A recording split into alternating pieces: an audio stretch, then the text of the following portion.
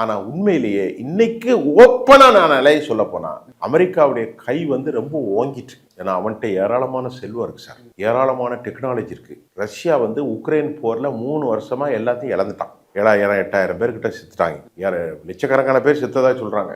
Ukraine போர்ல அவர்களால இன்னும் ஒரு தொடரான முடிவு கன்க்ளூட் ஆக முடியல. Point number 1. ரஷ்யாவுக்கு இந்தியா மாதிரி நாடுகள், பிரேசில் நாடுகள் சீனாவுக்கு வாங்கிட்டு இருந்த அதையும் இப்போ தடை பண்றான். நம்ம புட்டின் இந்தியாவுக்கு சொன்னாரு, நான் தான் அவனுக்கு அணு ஆயுதமே கொடுக்குறேன், அணு ஆயுதத்துக்கு தேவையான ரா மெட்டீரியல் நீங்க என்கிட்ட வாங்கக்கூடாது அப்படின்னு கேட்டார். ரஷ்யாவை நேரடியாக தாக்கினா விளைவுகள் ரொம்ப மோசமா இருக்கும் அப்படிங்கிற பயந்து தான் அவர் ரஷ்யாவுடைய கப்பல்களை கடத்தி உலகம் முழுவதும் நான் தான் டான், நான் வைக்கிறதா சட்டம் அப்படின்னு எச்சரிக்கை பண்ணியிருக்கிறாரு.